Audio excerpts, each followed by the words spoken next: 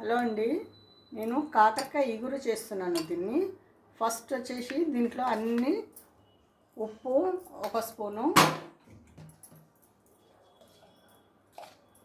పసుపు, కారం 1 స్పూను కంటే కొంచెం ఎక్కువ,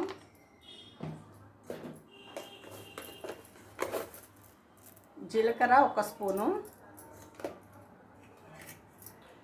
ఇది అల్లం ఎల్లిగడ్డ పేస్టు కచ్చపచ్చ దంచుకొని ఫ్రెష్గా వేస్తున్నానండి. ఒక 2 రెబ్బల కలేమాకు, ఇవి 2 పచ్చిమిరపకాయలు వేసి ఫస్ట్ మనం దీన్ని బాగా కలియబెట్టుకోవాలి. ఇలా బాగా కలుపుకొని ఒక 10 నిమిషాలు మనం పక్కన పెట్టుకొని, అలాగే బాండీ పెట్టుకొని ఆయిల్ పోసుకొని దీన్ని అందులో వేసి కొంచెం దగ్గరగా కలుపుతూ ఇప్పుడు అన్నీ వేసేసుకొని ఉప్పు, కారం, పసుపు, అల్లం ఎల్లిగడ్డ, జీలకర్ర వేసి పెట్టి ఇలా కలిపేసి పెట్టుకోవాలండి. ఒక 10 నిమిషాలు 15 నిమిషాలు. దీంట్లో నుంచి మొత్తం వాటర్ లీక్ అయ్యి కొంచెం దగ్గరకు వచ్చేస్తుంది మెత్తబడి. ఆ తర్వాత మనము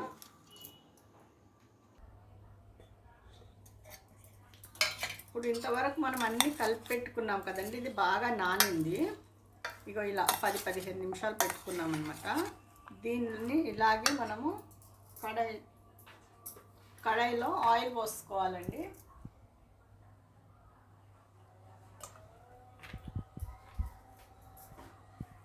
ఒక 3 టేబుల్ స్పూన్లంత ఆయిల్ పోసాను.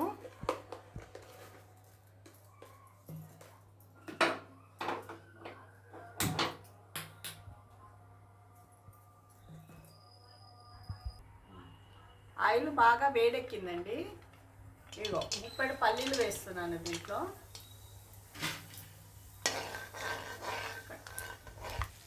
ఇప్పుడు 1/2 స్పూను జీలకర్ర వేస్తున్నానండి. ఇది వచ్చేసి ఒక ఎండుమిరపకాయ చీల్చి 3 ముక్కలు చేశాను. అలాగే ఇప్పుడు మనము ఇది అన్నీ కలిపి పెట్టుకున్నాయి కదా, దీన్ని మొత్తం దీంట్లో వేసుకోవాలి. బాగా కలుపుకొని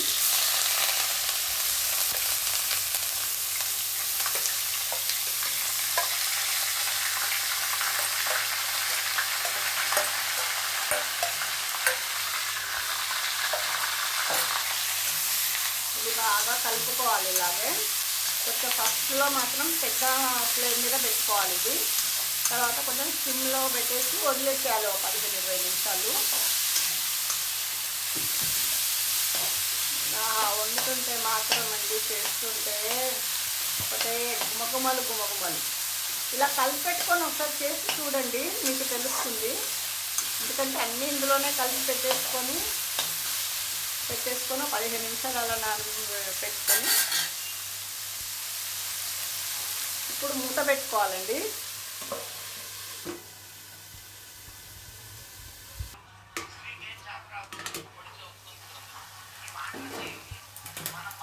చూసారండి, 10 నిమిషాలు అవుతుంది. ఇంకా దగ్గరకు వస్తూనే ఉంది. ఇలా దగ్గర అయ్యి ఇది ఇగురులాగా మారుతుంది.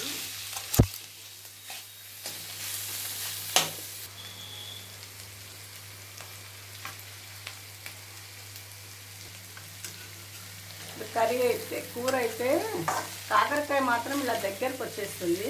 ఇంకా కొంచెం మెత్తబడాలా, ఇంకొంచెం మెత్తబడి గట్టిగా అయిందనుకోండి, ఇది అప్పుడు బాగుంటుంది.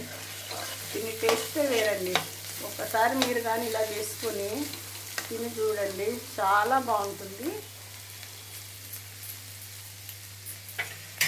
3 నిమిషాలు అయితే కర్రీ రెడీ అయిపోతుందండి.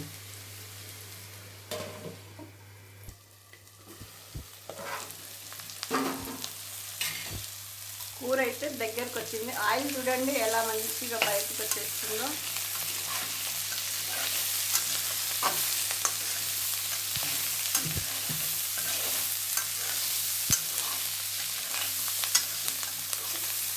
కొంచెం దగ్గరకు వచ్చేస్తే ఈజీగా కూర మాత్రం చాలా బాగుంటుంది. దీన్ని కర్రీ అనుకోవచ్చు, ఇగురు అనుకోవచ్చు అండి. నేనైతే ఇగురు అంటాను ఎక్కువ శాతం దీన్ని. ఎందుకంటే మనం వాటర్ వేయకుండా సిమ్లో చేస్తాం కదా, ఎంత సిమ్లో చేస్తామో అంత టేస్ట్గా ఉంటుంది. ఇది చాలా బాగుంటుంది. మనకి ఇష్టం ఇలా కొబ్బరి పొడి కూడా వేసుకోవచ్చు, కాకపోతే నేను కొబ్బరి పొడి వేయలేదు, పల్లీలు మాత్రం వేసాను. దీంట్లో గరం మసాలా కూడా పొడి దంచుకొని కూడా వేసుకోవచ్చు. నేను వేస్తాను, మీకు ఇష్టం లేక వేసుకోకపోయినా బాగుంటుంది. చూడండి ఇలా దగ్గరకు వచ్చేసింది. పీసెస్ మాత్రం చాలా బాగా ఉడికినాయి.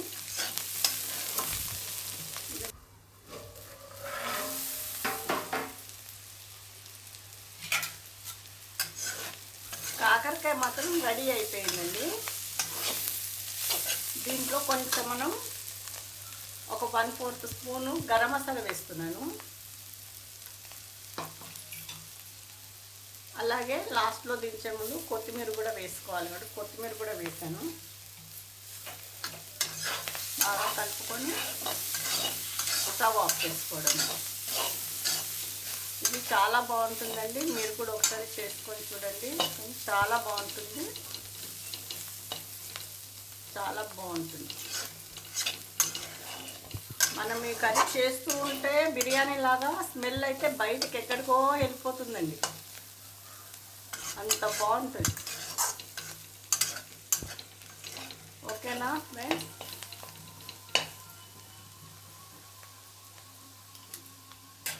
కర్రీ అయితే అయిపోయింది. దీంట్లో ఇంగ్రీడియంట్స్ మళ్ళీ ఒకసారి చెప్తాను. ఇందులో వచ్చేసి కారం, పసుపు, అల్లం ఎల్లిగడ్డ, జీలకర్ర, కరివేపాకు, పచ్చిమిర్చి వేసి ఫస్ట్ బాగా కలియబెట్టుకొని పెట్టేశానండి. ఓ 15 నిమిషాలు అలా పెట్టేసుకున్నాక బాండి పెట్టుకొని ఆయిల్ వేసుకొని జీలకర్ర 1 స్పూన్ వేసుకొని దాంట్లో పల్లీలు, ఎండుమిర్చి వేసిన తర్వాత మనం ఈ కలిపి పెట్టుకున్న మిశ్రమం ఇందులో వేసేసుకోవాలండి. వేసేసుకొని సిమ్లో చేసుకుంటే మాత్రం చాలా సూపర్గా ఉంటుంది. ఇది కాకరకాయ ఎగురండి. ఓకేనా ఫ్రెండ్స్? ఉంటాం మరి. లైక్ చేయండి, షేర్ చేయండి, సబ్స్క్రైబ్ చేయండి. బాయ్.